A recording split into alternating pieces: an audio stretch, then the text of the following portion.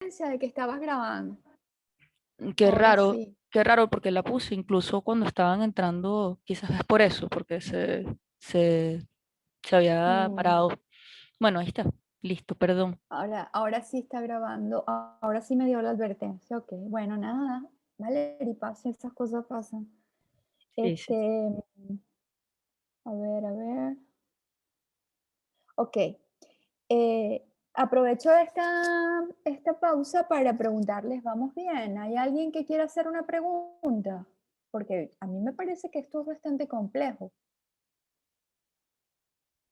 O sea, aquí lo que estamos desentrañando es de qué manera, cuáles son las advertencias de Foucault hacia, hacia la visión, si existe algún régimen o un régimen discursivo que esté fundamentado en la visión y cuáles serían las críticas de Jay a esas advertencias de Foucault, siendo que Jay es uno de estos personajes que o sea, tienen como un principio fundamental no rechazar la imagen por peligrosa, como la mayoría de los críticos de la tradición filosófica, admitir la imagen y a partir de ella pues a ejercer el mayor examen posible.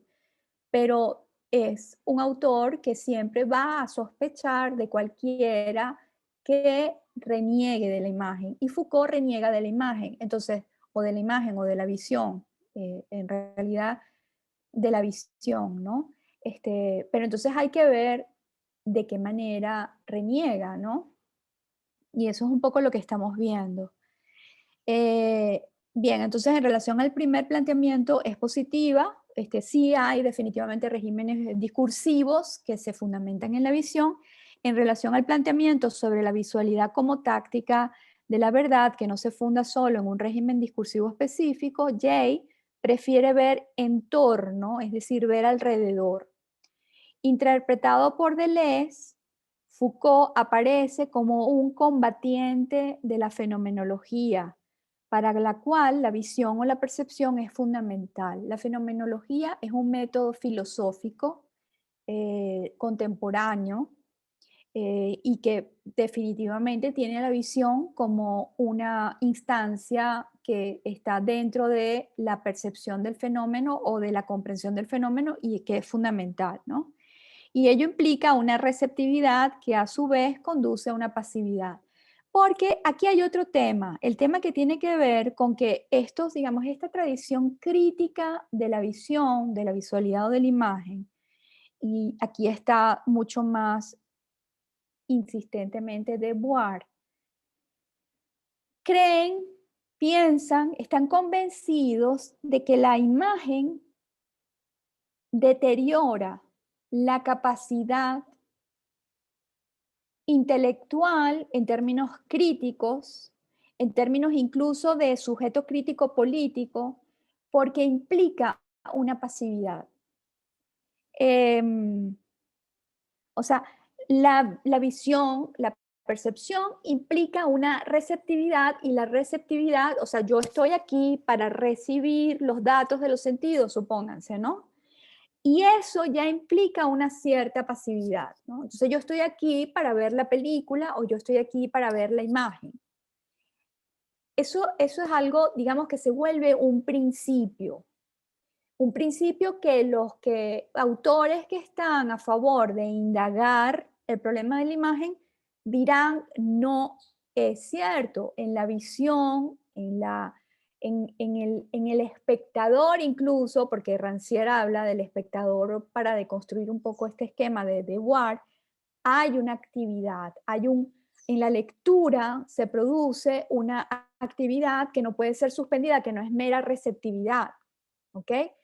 Se supone que para comprender un texto, para ponerlo un poco, digamos, en otros términos, a ver si, yo no sé, yo estoy suponiendo que pueden tener dudas, a lo mejor no tienen ninguna duda y si es así, pues perdónenme la insistencia. Pero se supone que para comprender un texto se necesitan más habilidades cognitivas que para comprender una imagen o para ver una imagen, porque la imagen se nos presenta y nos invade, es decir, la imagen simplemente, eso es lo que se piensa, simplemente se percibe. mientras que el texto necesita un proceso de decodificación. ¿Ok?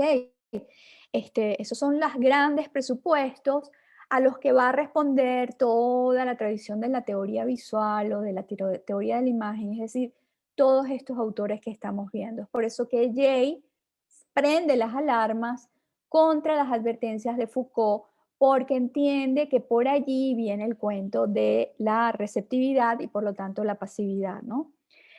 Pero definitivamente se debe renunciar a la idea de un ojo puro, un ojo que no esté afectado por relaciones de poder. Tanto el ver como el hablar lo están, que ese es otro de los grandes componentes de todo este tema. Nosotros estamos totalmente afectados por la cultura, incluso en nuestras formas de percibir la realidad. O sea, hay un componente eminentemente cultural en toda la percepción. Nosotros no vemos lo mismo que ven los indígenas o los aborígenes o los pueblos originarios, como ustedes quieran, de Australia, ni mucho menos como ven los esquimales, que tienen un rango de colores mucho menos variado, pero mucho más amplio. Por hablar solamente de la fisonomía, por hablar la capacidad que tiene un beduino de percibir tonalidades de color arena en comparación a las que tenemos nosotros, solo por hablar de una cosa que parece básica como la percepción del color. Pero hay cosas mucho más drásticas que esas. Por ejemplo, McLuhan tiene unos ejemplos maravillosos para vincular, imagínense ustedes, la alfabetización, es decir, la estructuración del pensamiento en términos alfabéticos. No estamos hablando aquí de alfabéticos de los que saben leer y escribir. Estamos hablando de la cantidad de generaciones que tenemos encima cada uno de nosotros que ha estructurado su mente en términos alfabéticos. Y el alfabeto no es igual que los ideogramas, es decir, hemos estructurado nuestro cerebro a nivel alfabético. Y él demuestra que pueblos analfabetas, que no quiere decir que no tengan formas de inscripción, simplemente que no están inscritos en la cultura alfabética, no entienden una fotografía. O sea, ven una fotografía y no entienden lo que están viendo y mucho menos una película, porque la alfabetización tiene que ver con la mirada secuencial. Es decir, lo que nosotros vemos está también afectado por la manera en que estructuramos nuestro cerebro a nivel de generaciones, no solamente nosotros. ¿De acuerdo? Hasta ese punto puede llegar la relación entre el lenguaje y la visión. Entonces, el ojo es un sentido, tiene un componente fisiológico, orgánico, tiene células fotosensibles. Se supone que todo el que es capaz de ver tiene células fotosensibles, pero de ahí a que veamos lo mismo hay una enorme distancia. Eh, Se puede comenzar a pensar el tema entonces de la interpretación de la mirada, ¿ok? Que es dónde interpretamos, si interpretamos en el cerebro o si ya interpretamos por la manera en que percibimos. Si la percepción ya es un proceso de interpretación, ¿ok? Yo me inclinaría con estos autores más hacia eso, o sea que la interpretación puede comenzar en la propia visión, ¿ok?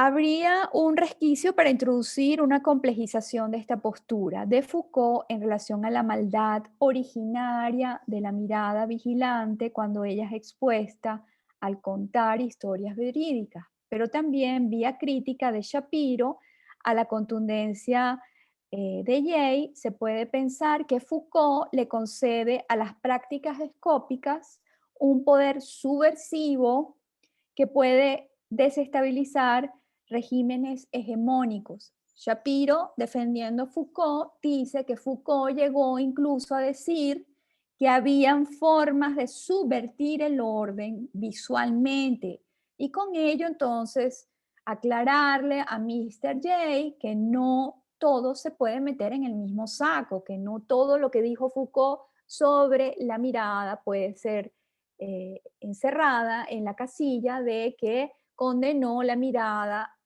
por el tema de la vigilancia, por el rango que tiene la vigilancia en términos médicos, ¿sí? El observar clínicamente al otro, todo lo que tiene que ver con la construcción de la locura, todo lo que tenía que ver con la construcción de la identidad sexual, eh, esas son las instancias de micropoder, ¿no? Entonces, pero Shapiro, según Jay, fuerza el texto de Foucault porque argumenta desde escritos como los de Manet, que fue abandonado en 1968 por su supuesta contraposición al perspectivismo renacentista, en el cual quedaría a un lado el adentro y el afuera, el parergon y el ergon, al que hizo referencia Derrida justamente en La verdad en pintura. Estamos rescatando el comienzo del texto, ¿ok? El comienzo del texto, ¿se acuerdan? Comenzamos a hablar sobre el tema de Cézanne, le voy a revelar, le voy a decir la verdad en pintura, pasamos a Derrida para hablar del parergon y el ergon, para saber entonces si la verdad podría estar contenida en la pintura o fuera de la pintura, etcétera, etcétera, ¿no? ¿Y esto por qué no pasa? Ok. Shapiro caracteriza la conclusión de Foucault del siguiente modo. Manet entonces ha llevado el marco dentro de la obra. El parergon ha devenido el ergon y la función del marco no es hacer un interior visible como en el panóptico, que sería la mirada malvada, porque es la mirada que vigila, sino producir un espacio imaginario en el cual las figuras planean entre la vida y la muerte.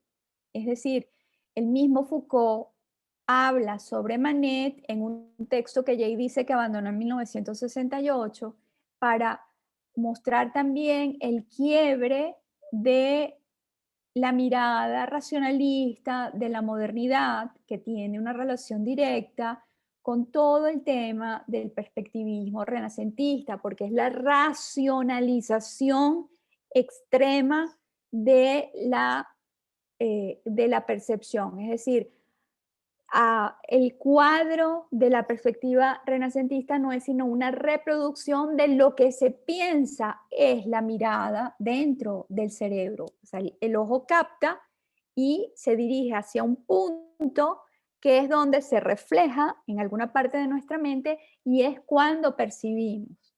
Esa construcción racionalista de la mirada se revierte en un sistema de representación como el de la perspectiva renacentista y todo eso es eh, eh, eh, puesto en duda o con todo eso se rompe a partir de la pintura moderna, que sería paradigmáticamente, en el caso de Foucault, Manet. ¿Ok?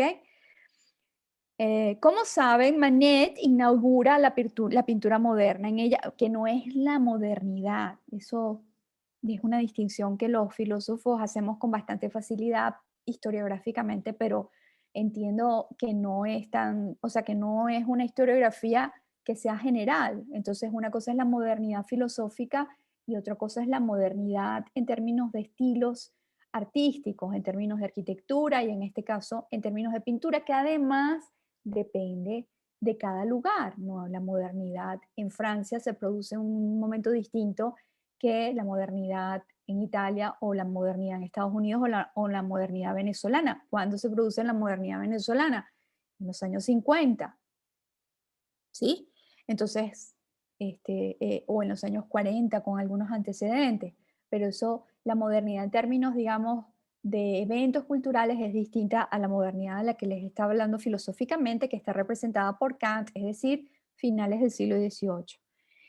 Entonces, Manet inaugura la pintura moderna. En ella hay un formato, pero hay una suerte de descuido de lo recuadrado. O sea, no hay para nada la relación del parergon y el ergon que hay con la pintura renacentista, en la que toda la composición estaba en función de los puntos de fuga, ¿no?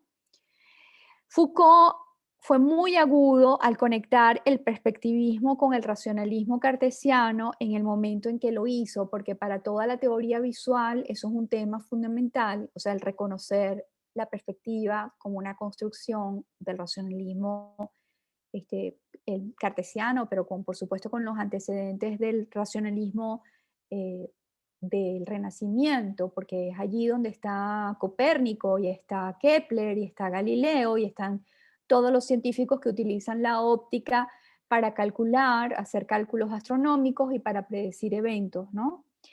Entonces, para nosotros, digamos, en teoría visual es muy importante el reconocimiento de la perspectiva, no como una evolución de la percepción, sino como una construcción cultural, pero Foucault lo hace de manera anticipada y dentro de la filosofía, ¿no?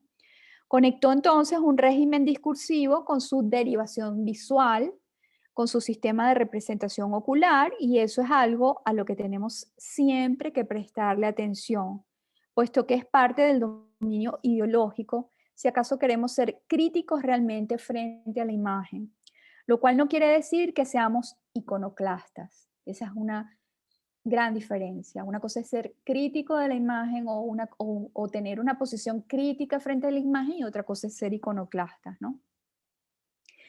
¿Cuál sería, les pregunto a ustedes, el régimen visual actual?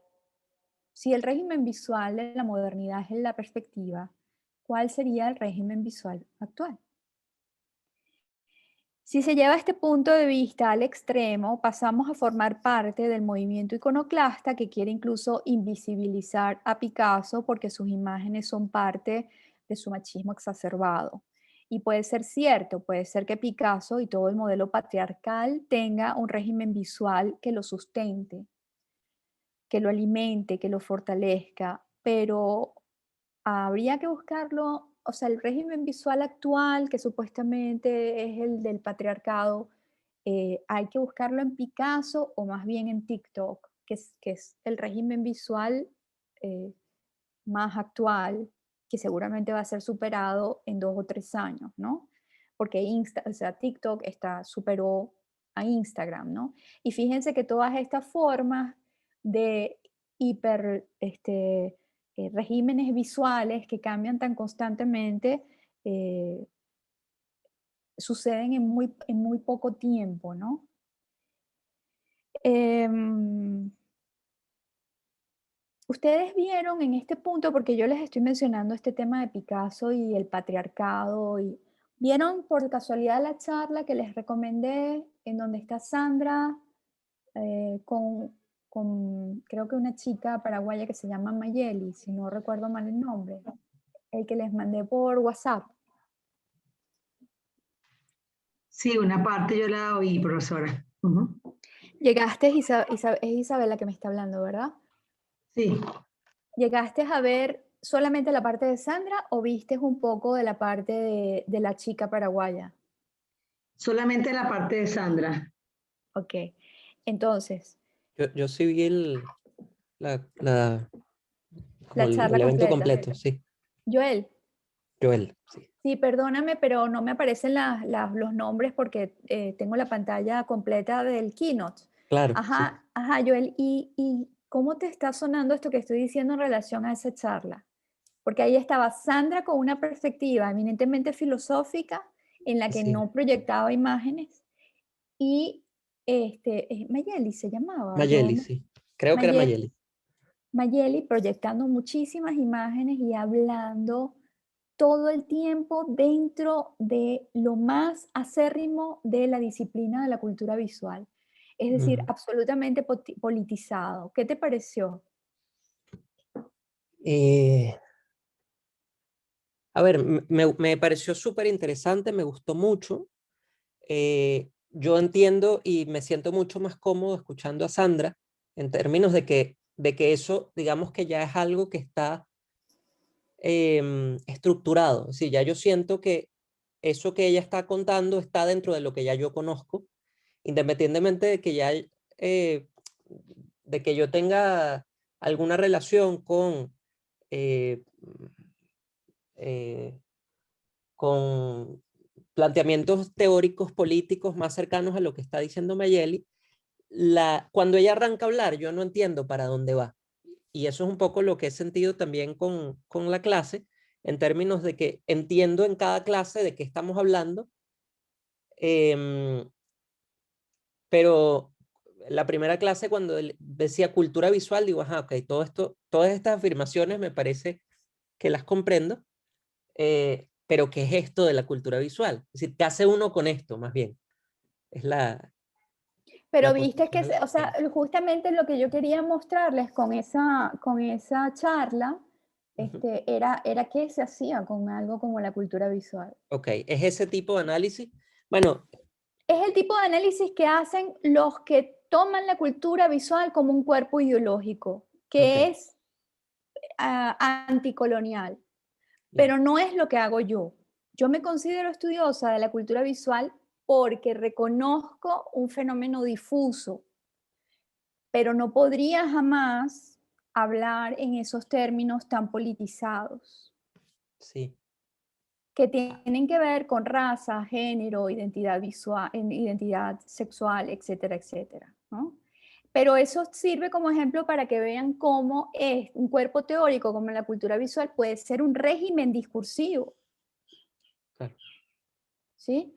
De todas formas, bueno, no lo podemos hablar si nos da tiempo un poco más. Gracias por verlo, pero sería, ahora quiero retomar más bien qué es lo que tú no estás entendiendo de todo el planteamiento de la cultura visual, pero es importante porque allí o sea, a mí me parecía muy importante porque podían ver los dos enfoques claramente, ¿no? El enfoque filosófico que no se detiene en cosas como, o sea, que si vamos a hablar de la mirada del otro, vamos a hablar de la mirada del otro, no vamos a hablar de la mirada del otro en términos raciales, en términos de identidad de género, sino en términos humanos. El otro es otro ser humano, ¿sí? Pero es eso, o sea, hay toda una corriente que se inclina a usar este conjunto de teorías para hablar en esos términos políticos identitarios, pero que no necesariamente tiene que ser así. O sea, yo lo que quería era que lo vieran como un ejemplo de cómo se aplica la cultura visual este, en términos analíticos cuando la persona tiene una posición muy identitaria, no voy a decir muy fuerte, pero sí muy identitaria, ¿ok? Y versus una posición filosófica, ¿no? Bueno, aquí estamos viendo a un teórico de la cultura visual revisar a un filósofo, ¿no? Y la última imagen que presenta el artículo es la imagen de Magritte, y sobre eso Jay dice en la página 18, pero incluso pensando en tensión, la imagen y el texto en esa pintura no están, estrictamente hablando, en contradicción, porque contradicciones hay solo entre dos afirmaciones en el lenguaje. Porque perdón, tiene que ver con algo que comenta Foucault sobre esta pintura de Magritte, en la que dice que es un caligrama deshecho. O sea, un caligrama es una imagen formada por palabras, ¿no? Y Foucault dice que en esta imagen de Magritte hay una especie como de caligrama fallido, ¿no? Y a eso responde Jay con lo que les estoy leyendo, se los estoy citando textualmente. Además, la imagen de la pipa sobre las palabras, esto no es una pipa, no puede contradecir las palabras porque lo que el lienzo muestra no es una pipa real, sino el dibujo de una pipa. La pintura de Magritte nos coloca entonces frente a una pintura que ya no se basa en la semejanza de un mundo exterior, en el que se hace necesaria la técnica del trampantojo o de la trampa del ojo, que es el caso, digamos, de toda la tradición pictórica posterior al Renacimiento, con lo cual se puede decir con Foucault que se ha abonado la episteme visualmente privilegiada asociada al perspectivismo, que se ha abandonado, no abonado, abandonado la episteme de la visión privilegiada asociada al perspectivismo cartesiano. Es decir, que la pintura moderna estaría dando cuenta del abandono del propio régimen discursivo de la modernidad, ¿no?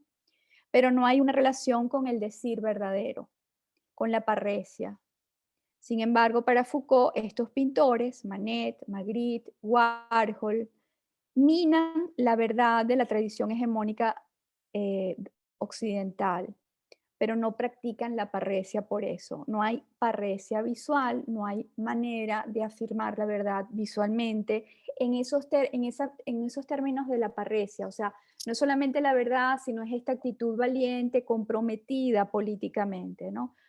Para Foucault definitivamente solo la palabra puede tener proximidad con el ser verídicos, con el ser verídicos, con el tener una posición política crítica, incluso con la subversión. ¿De acuerdo? Bueno, eso sería más o menos lo que podríamos entresacar de la lectura de este importante artículo, que, como les he dicho, desde mi punto de vista, por supuesto, es la lectura de todos estos textos y la discusión sobre ellos son los que nos pueden dar algunas pistas sobre el tratamiento de la imagen en términos, digamos, de su análisis adecuado y no simplemente de su puesta al margen, ¿no?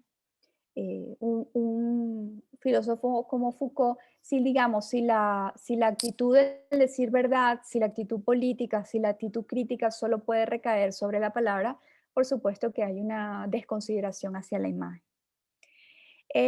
Bueno, entonces vamos a tomar estos 25 minutos que nos quedan de la clase, si les parece, para discutir cualquier cosa que ustedes quieran sobre esto o sobre lo que hemos visto en las otras clases. La próxima ya vamos a entrar a ver algo de este importante libro de Mitchell que se llama Teoría de la Imagen. Vamos a comenzar a ver un tema, o sea, ya nos vamos a alejar un poco de todo lo que era el planteamiento panorámico de lo que es la cultura visual y de lo que son los estudios visuales, y ya vamos a comenzar con la próxima clase a entrar en los temas o en temas, y en este caso lo que vamos a ver como primer tema es la relación entre la imagen y el texto. Ok, entonces, yo no sé, Joel, si quieres un poco retomar lo que estabas planteando, porque me quedo como un poquito preocupada eh, con Eh, el tema de la cultura visual, que no sabes bien para dónde va.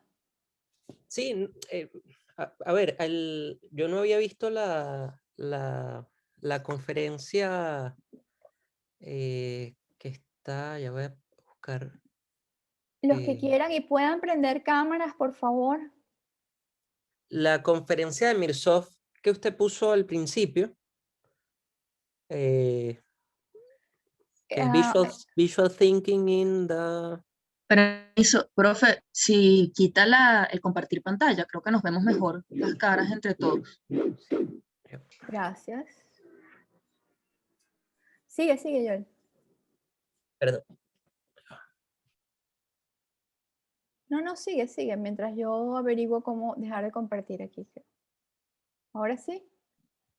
Sí, no, que yo también tenía aquí una dificultad. Que yo no había visto la charla de Mirzoff que usted había puesto, que está en el Padlet, la vi Sí. ayer. Em, Él recomienda, mientras está hablando, que vayan a ver un pequeño corto documental que se llama Love is the Message is Dead, y vi eso también, y de alguna manera he ido como encontrando más o menos hacia dónde va este asunto de la cultura visual y de los estudios visuales.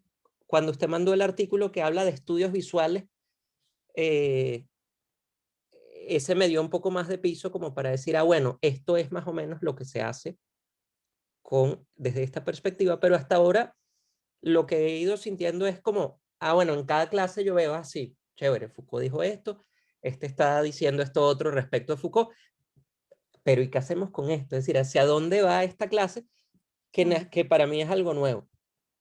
Bueno, va hacia la ampliación de la perspectiva que se puede tener o sea, es imposible, por más que tú no asumas un discurso como el que asume Mayeli, decididamente política, es decir, reivindicativo, incluso así, todos estos estudios tienen ciertos principios que, por un lado, evidencian una crisis epistémica, es decir, tú no puedes seguir estudiando la imagen en términos de teoría del arte ni de historia del arte, porque eso está agotado, ¿sí? Está agotado incluso la construcción lineal de tiempo de la cual depende totalmente la historia del arte, ¿no? Y luego tienen una serie de principios, o sea, parten de una serie de, sí, vamos a llamarlos principios, ¿no? Que decantan en una forma de ver la imagen que es totalmente diferente. O sea, por ejemplo, el negarse rotundamente a considerar que la imagen es inferior a todo lo que es, digamos, el lenguaje hablado, y también negarse a suponer eh, que se sabe, que se conoce lo que es la imagen. Entonces, todos estos, digamos, pensadores están inclinados hacia la indagación radical de la imagen, y son ellos los que dan entonces ese tipo de pistas como para que una persona como Mayeli asuma una posición crítica y política. O sea, antes de la cultura visual era impensable que se considerara la representación como una ideología. Y definitivamente la representación tiene un componente ideológico. Solo que, o sea, tú puedes hacer énfasis en eso, como lo hace ella, o sea, ella hace énfasis en el hecho de que la representación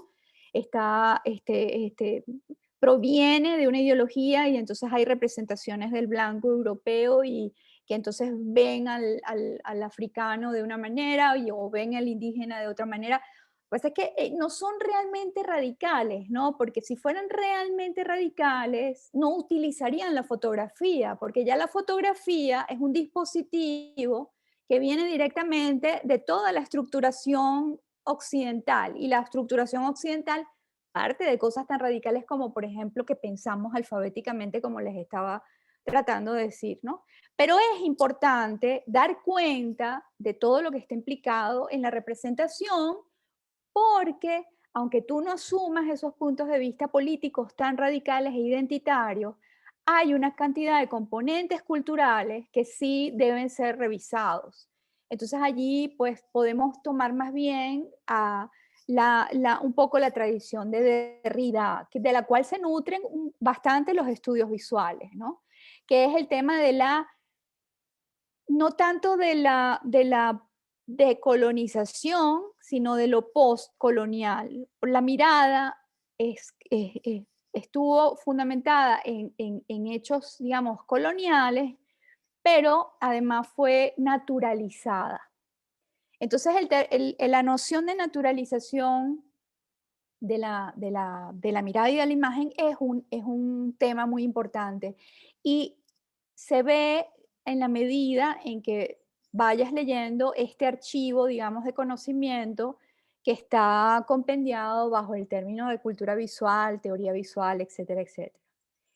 También de la filosofía, ¿ok? Pero la filosofía solo muy, muy recientemente es que tiene esta perspectiva de preguntarse por la imagen, o sea, no de simplemente tematizarla, sino preguntarse por la imagen. Entonces, ha desarrollado de manera muy reciente, de manera muy tardía, posterior a todas estas epistemes, por ejemplo, la ciencia de la imagen. Entonces, lo que el diplomado, digamos, en estos dos cursos de teoría visual, yo entiendo que son pinceladas, lo que quiere es como mostrarles ese abanico, porque además es una metodología que se está asentando, es demasiado reciente, que yo no les puedo decir en este momento cuál va a quedar, cuál va a decantar, cuál va a salir, cuál se va a agotar, ¿de acuerdo? Entonces es preferible conocer esta pequeña tradición y que ustedes luego entonces profundicen o no en cualquiera de ellas. Pero En todo caso, la cultura visual es importante, aunque tú no sumas estas posiciones políticas identitarias, para lo que te he dicho, o sea, para ampliar mucho más el fenómeno y para acompañar todo lo que tiene que ver con la consideración de la imagen como un problema y no simplemente como un tema, ¿ok? No sé si eso te responde más o menos. Sí, sí, gracias. Eso me va dando ya desde dónde entrar a todo esto. Gracias. Pero por favor, si tienes dudas, escríbeme. O sea, sí va a haber esa sensación de dispersión, la van a tener constantemente, eso está asumido, ¿ok? Está asumido porque si no, entonces es mucho más sencillo que yo le dedique los 2 trimestres a este libro, con esto tendríamos, Claro. pero entonces yo no les doy la posibilidad de abrirles el espectro. Y como considero que son ideas que no han circulado suficientemente en el mundo hispanoparlante, o si han circulado de esa manera en que las está subiendo Mayeli, es decir, políticamente, por eso me decanté por la mayor cantidad de archivos posibles, ¿ok? Me Gracias. parece interesantísima esa dispersión / cartografía, porque claro, muchos de los autores que estamos nombrando, tratando ahorita, son autores que yo he leído y a los cuales me he aproximado de cierta forma para hablar de, ¿sabes?, temáticas, digamos, en torno a lo visual, pero nunca como con tanta agudeza y minuciosidad, ¿no? Por ejemplo, hace un tiempo hice una investigación, yo tengo un taller de fanzines para adolescentes y tengo como una parte de archivo histórico de eso, y una de las partes del taller está basado justamente en una investigación que hice en conjunto de la historia del fanzine.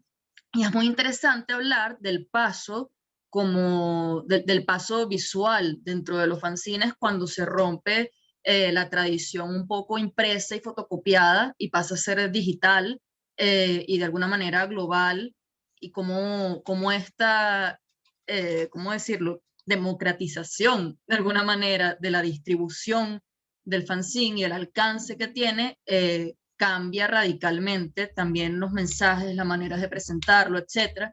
Y justamente este último año ha sido muy interesante en este aspecto porque lo acabas de nombrar en TikTok, en las redes y en general como en lo que digamos el mainstream, ¿sabes? Como lo pop que está de moda, ha aparecido mucho más el fanzine desde hace un año para acá con muchísima más fuerza. Se han hecho películas, hay una película en Netflix al respecto, se suben a cada rato, hay como superestrellas de redes sociales que lo que hacen es enseñar a hacer fanzines, y es como este discurso visual, que es eso, un discurso visual, y cómo se ha moldeado para pasar de ser una cosa punk, de anarquía, feminista, de reivindicación de derechos, de distintos ámbitos, sí, de derechos políticos totalmente, como de micropolíticas, digamos, ha sido como un vehículo de micropolíticas muy radical en muchos momentos, aquí en Venezuela también, incluso, aquí hubo fanzines muy interesantes.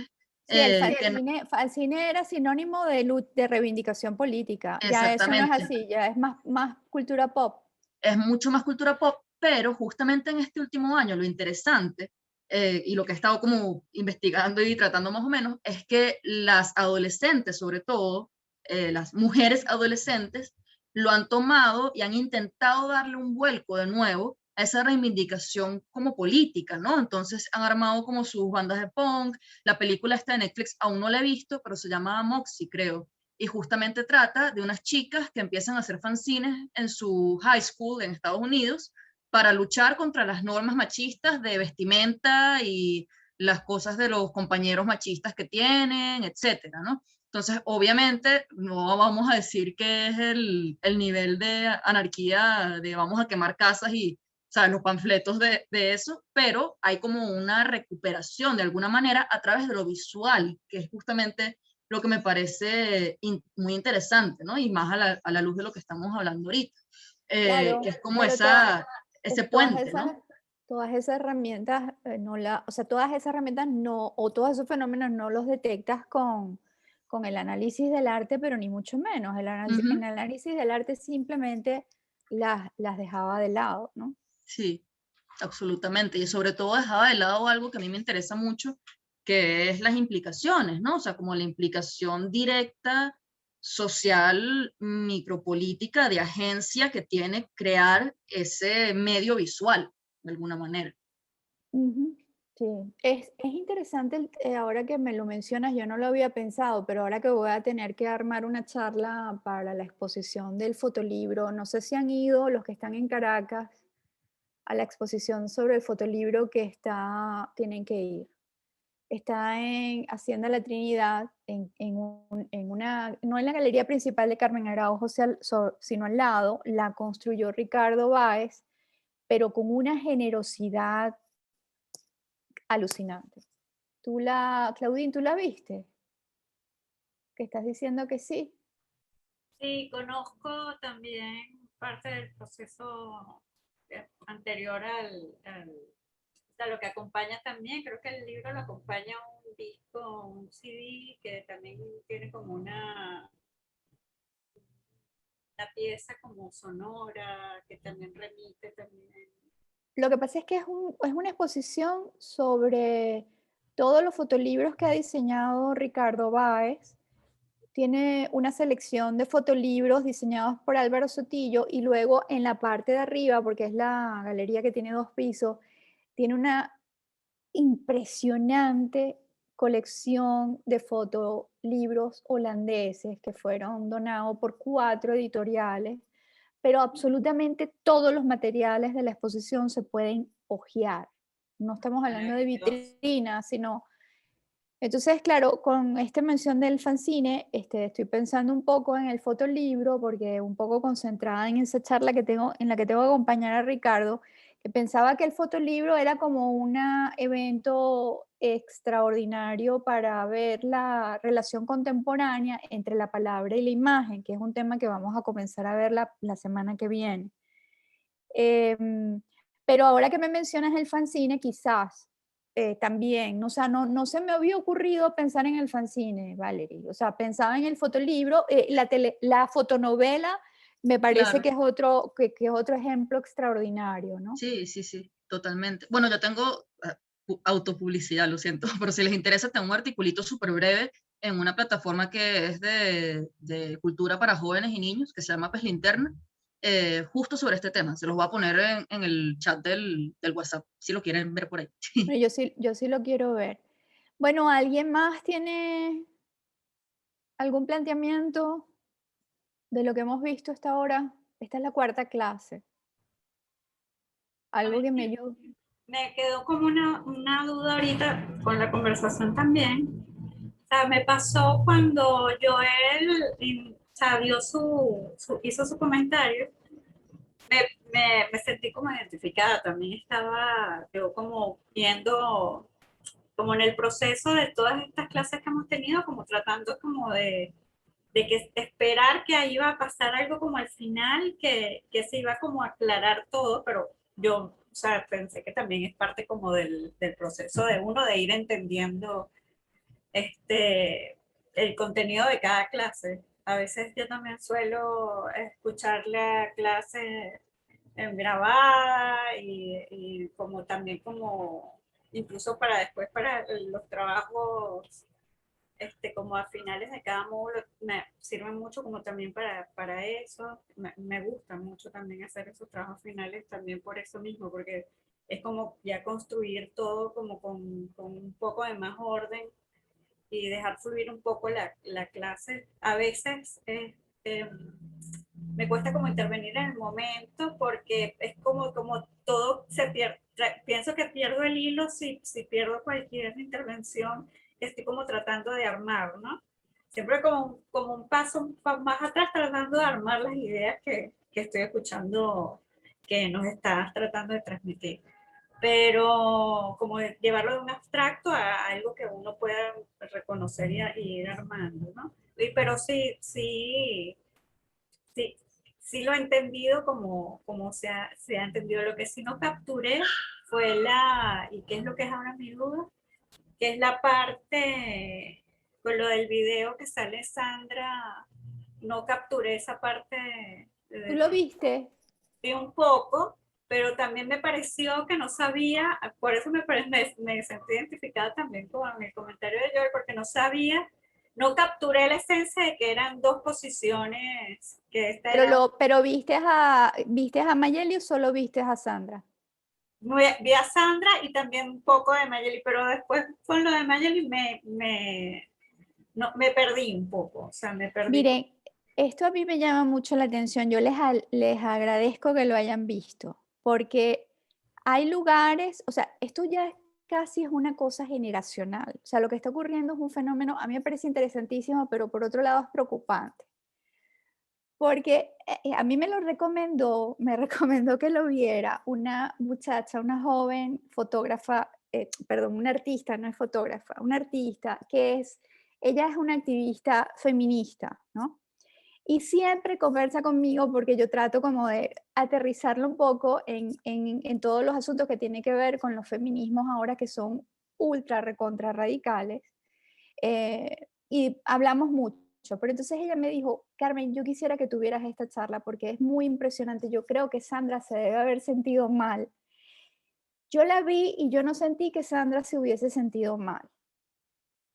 Pero ciertamente habían dos mundos hablando allí. O sea, claro, pero a mí lo que me interesa, yo dije, bueno, se los voy a recomendar, pero yo lamento muchísimo que hayan entendido que yo los estoy conduciendo a que vamos a pensar como, no, yo les estoy mostrando una manera en que se manifiesta la cultura visual, o sea, la manera en que la cultura visual está sirviendo a una generación muy joven para armarse políticamente. Yo creo que a lo mejor Mirsoff estaría muy contento con este ejército de jóvenes que están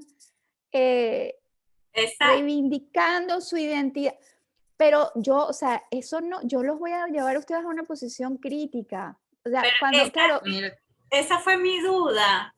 Esa fue tal cual mi duda. Yo decía, bueno, no sé, digo, ahorita con lo que estamos hablando, también que dice Valerie, entonces me queda como más la confusión. O sea, porque al principio dije, bueno, ok, yo creo que Valerie es de esa generación claro, no, es que aguerrida. a eso iba, ¿no? Creo que es difícil, a ver, como representante de la generación, yo estoy en TikTok, o sea, yo confieso, yo a veces subo bailecitos gafos, o sea, esa soy yo, pero, y es importante, yo también me lees quedo a Víctor Hugo.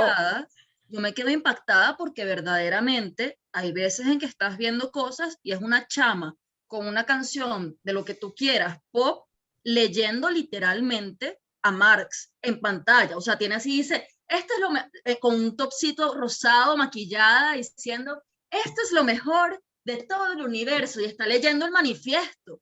Y yo estoy obviamente en TikTok viendo esto, y esto tiene miles y millones de views, un montón de comentarios diciéndose camarada, o sea, es un fenómeno, es durísimo, y obviamente, como, a ver, dentro de las humanidades, yo no voy a estar en el algoritmo de derecha extrema, sino en el algoritmo de izquierda extrema, no me salen, pero hay un TikTok de derecha extrema también, o sea, hay TikToks de cacería de brujas de derecha que agarran y genuinamente se lanzan a hacerle, ¿sabes?, comentarios de que se maten, de suicidio, de que los negros no sirven para nada, o sea, es un universo horroroso y a mí yo lo veo con horror, porque yo veo como en mi generación, quizás en Venezuela, como por otras implicaciones, ¿no? O sea, en Venezuela también está esa polarización derecha, izquierda, etcétera, pero en otros lados del mundo, sobre todo en Estados Unidos, que al fin y al cabo, dentro de estos nuevos discursos visuales, tienen mucho peso, ¿no? O sea, en esta generación de TikTok, lo que nace en Estados Unidos impacta muchísimo a nivel global. La cosa de la política extrema es casi como aplanando una visión crítica, o sea, son muy pocas las personas que plantean una discusión realmente y mucho más como las que hablan ya de manifiestos, ¿no? Y eso claramente tiene muchas implicaciones interesantísimas históricas porque no surge de la nada, ¿no? O sea, no es que unos adolescentes un día se levantaron y dijeron, ay, bueno, sí, vamos a ser súper extremistas porque es cool, sino que es una respuesta generacional a una cosa, o sea, a unos fenómenos traumáticos, políticos, a un mundo extrañísimo, ¿no? Es complicado, o sea, es muy complicado y ni siquiera es un tema como de brecha generacional, porque estando adentro hay una distancia, o sea, hay una distancia fuerte. Sí, pero yo creo que hay ambientes intelectuales en donde hablar, digamos, como habló Mayeli en esa charla, es absoluto, o sea, es digamos, el estándar, ¿no? Es el estándar. Y yo me imagino que habrán visto a Sandra como una persona que no es consciente de su identidad racial, que, ¿saben? Cuando, o sea, como si la filosofía, claro, ya la filosofía yo me imagino que es un tema eurocéntrico, europeo, además de un fenotipo, y te encasillan, ¿no? Y en realidad uno cómo los ve a ellos, uno los ve ideologizados y no sabe hasta qué punto es una ideologización consciente. Entonces eso es lo que a mí me llama la atención, pues, o sea, son posiciones, son lugares de enunciación que están hablando como si no existiera el otro. O sea, no estamos hablando como un lenguaje en común. De todas formas, por favor, no se preocupen, esto no los va a conducir a hablar de esa manera, ni mucho menos. Es solo que estas disciplinas, junto con todo ese cuerpo político que han agarrado, tienen, digamos, o sea, están dentro de la crisis epistémica y esa crisis epistémica afecta hasta la filosofía. No es, o sea, no se puede seguir hablando en términos de historia del arte y de estilos, lo que les dije desde la primera clase. Y bueno, no va a ser así, no. Yo no sé si son las 4. Entiendo que ese sería como un ejemplo, el video, entonces, de esa crisis. Pero es un ejemplo y además me parecía interesante porque estaban viendo las dos posiciones. Exactamente, es un ejemplo de la crisis o de las dos, o exactamente de lo que pasa, un micro de lo que está pasando. De las dos posiciones, de asumir la cultura visual como un cuerpo político, o sea, como un cuerpo teórico político, y la filosofía como, digamos, la más tranquila porque tiene una tradición y entiende que la cultura visual va a desaparecer o cree entender que la cultura visual va a desaparecer. Ambas serían, o sea, ambas son valederas. Bueno, yo creo que allí está en esa charla representado un poco como los extremos de un recorrido que ustedes están haciendo. Aunque no vayan a terminar hablando ni como Sandra ni como Mayeli, es como un campo, digamos, de un campo, o sea, un campo discursivo, digamos. ¿Ok? Sí, yo creo que Mirsov es un personaje con, digamos, con una fuerte postura política, pero dice muchas cosas pertinentes e interesantes. O sea, es un poco eso, ¿no? Porque también la filosofía, Marx está dentro del canon filosófico, es decir, la filosofía puede tener posiciones políticas muy duras también. Y eso no quiere decir que uno no vaya a ver a Marx porque exista el marxismo o ese tipo de cosas, ¿no? Entonces, bueno, la cultura visual tiene eso y tiene otros componentes. Yo no sé si Isabel, querías comentar algo sobre la película. Bueno, como estamos hablando, podemos tomarnos unos minutos más porque yo estoy más pendiente de ustedes que tienen otra clase, ¿no? Sí, no hay problema. Con que salgamos a las 4:10, 4:15, creo que estamos Bueno, bien para entrar a la siguiente. El que se quiera marchar. Adelante, Isa. Bueno, profesor, a mí me gustó la película. Traté de verla con ese ojo de lo visual, o sea, enfocado un poco en eso. Me llamó muchísimo la atención la presencia de los músicos en la pantalla, ya que es siempre común oír música mientras uno va viendo la imagen, más no ver a los músicos presentes. Entonces, inmediatamente pensé, son las emociones de ella trasladadas en música, porque bueno, lo veía así en el momento del aeropuerto, en el momento que ella estaba en la casa, en el momento de que ella estaba lanzando su declaración. También vi la parte de lo visual cuando ella se escondía se escondía debajo del, cuando ella hacía algo que la podían perseguir, entonces se escondía, se Claro, escondió pero varias veces. ¿viste lo de los dispositivos visuales de vigilancia? Sí, Eso era lo entonces vi siempre el joven que estaba arreglando la cámara montado en una escalera, que siempre aparecía como fuera de la tienda donde ella se llevó la máquina de escribir. Eso se repetía varias veces, como diciendo que ella estaba vigilada. Luego también la presencia de los drones. Ahí me sentí muy identificada porque mi hijo es comunicador visual, vive en Curitiba y trabaja con drones. Entonces, yo se lo mandé a Pedro, mi hijo, inmediatamente.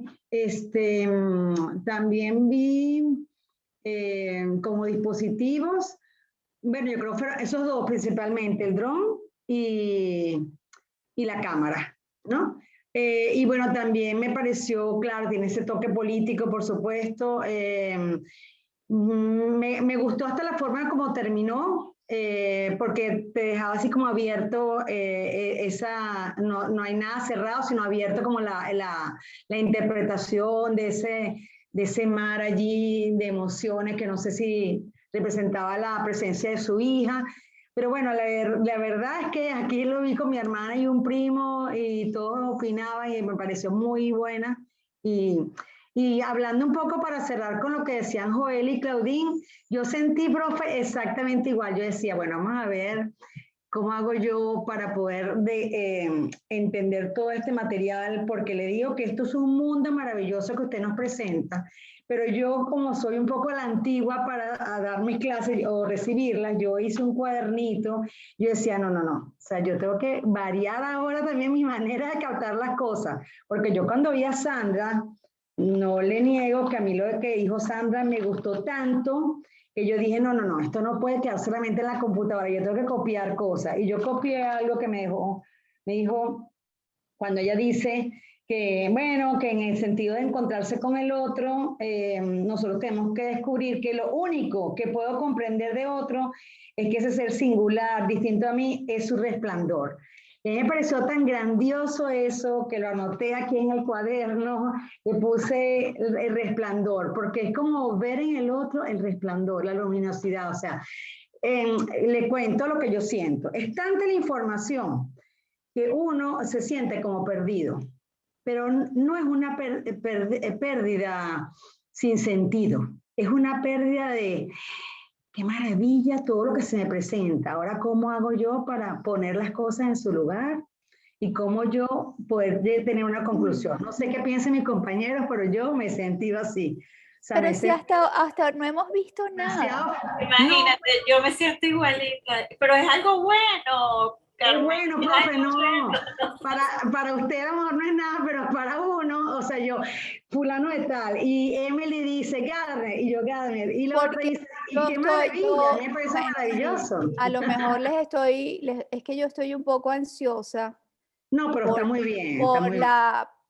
Porque sí, es un mundo complejo, muy novedoso, y yo entiendo que se escapa de los cánones del arte, de la estética, pero la idea de Sandra y mía cuando lo ideamos de esta manera fue justamente abrir el panorama. Entonces ustedes tienen mucho material, ustedes pueden, o sea, quítense por favor la presión del tema de la comprensión en términos, o sea, a lo mejor si hubiesen exámenes sería mejor porque estarían más obligados, pero aquí todo el mundo es adulto y ustedes dedíquenle dedíquenle el tiempo a aquel tema que les interese más, de todo lo que yo les pueda presentar. Yo voy a seguir apostando por esto, por abrir la mayor cantidad, como les dije, de ventanas posibles. Ahorita lo único que he hecho es plantearles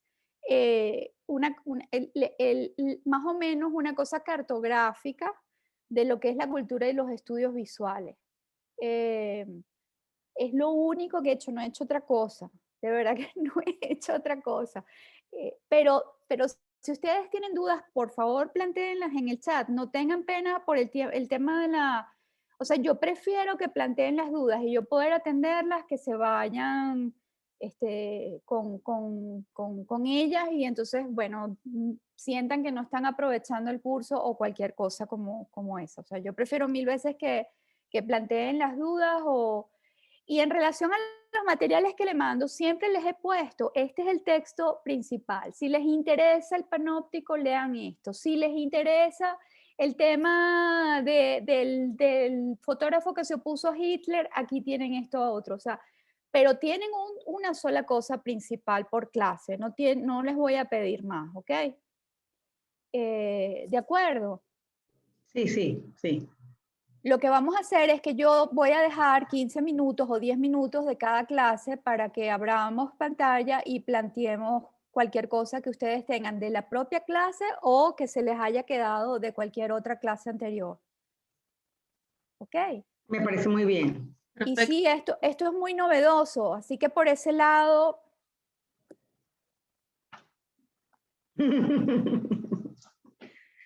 Sí, sí. bueno, Yo pienso también que es muy Emily, aplicable, profesora, porque yo vivo ahorita en la casa de mi mamá aquí en Caracas, yo soy vivo en Barquisimeto y tengo una ventana muy grande y cuando usted iba hablando yo veía por la ventana y decía, ¿será lo que yo estoy mirando aquí? Que veo unas personas allá, ¿será lo que yo estoy pensando? O sea, me pone mucho a pensar y eso es muy importante. ay, esa es mi gran especialidad. Si me dices eso, yo estoy feliz. Sí, a mí me gusta mucho la aplicación de las cosas, me gusta mucho que lo que yo vaya comprendiendo, conociendo, lo pueda aplicar en mi vida. Para mí eso es fundamental. Bueno, ahora va a ser más difícil que te vigilen visualmente. Bueno, ¿alguien más quiere comentar algo o nos retiramos para que descansen un ratico?